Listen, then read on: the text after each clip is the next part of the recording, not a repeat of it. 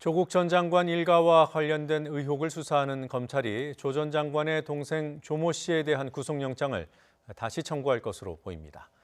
어제는 정경심 동양대 교수를 다시 불러서 조사했습니다. 차명주식 매입 의혹 등에 대한 조 전 장관 관여 여부를 밝히는 데 집중하고 있는 것으로 보입니다. 취재기자 연결돼 있습니다. 박석영 기자.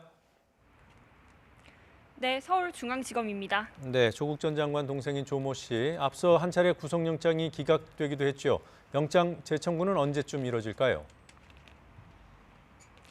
네, 검찰은 웅동학원 관련 혐의를 받는 조 씨에 대한 보강 조사를 마무리하고 이르면 오늘 구속영장을 재청구할 방침입니다. 웅동학원은 조 전 장관 일가가 운영해온 학교 법인인데요. 조 씨는 사무국장 역할을 하면서 교사 채용을 대가로 2억여 원을 받고 시험 문제를 유출한 배임 수재 혐의를 받고 있습니다.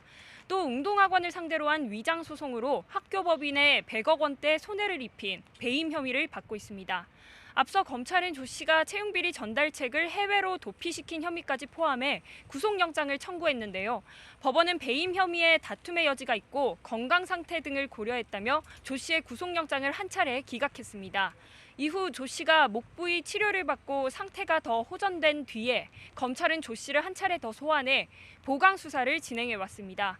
검찰은 또 조 씨를 상대로 웅동학원 관련 비리에 조 전 장관 부부 등 다른 가족이 연루됐는지도 조사했는데요. 조 씨는 전면 부인한 것으로 알려졌습니다.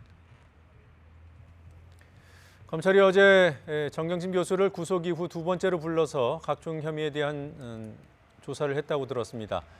조 전 장관 관련성 여부 확인하는 데 집중했다고 알고 있습니다만 조 전 장관 직접 조사 가능성은 어느 정도나 되는 겁니까? 네, 검찰은 구속 다음 날인 지난 25일에 이어 어제 정 교수를 또다시 불러 조사했습니다.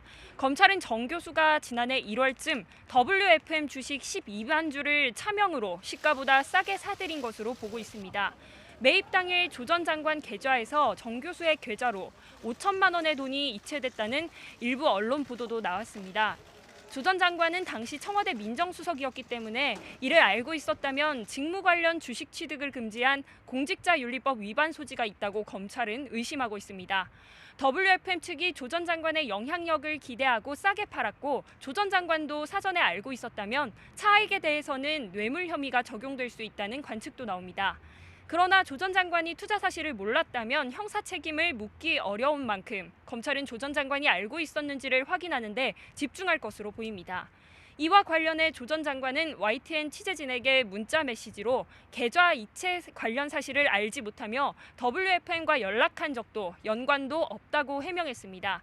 또 WFM 주식을 매입한 적도 없다고 강조했습니다.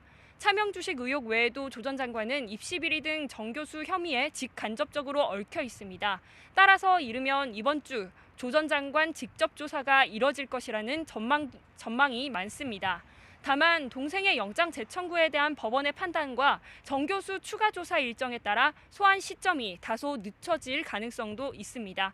지금까지 서울중앙지검에서 YTN 박석영입니다.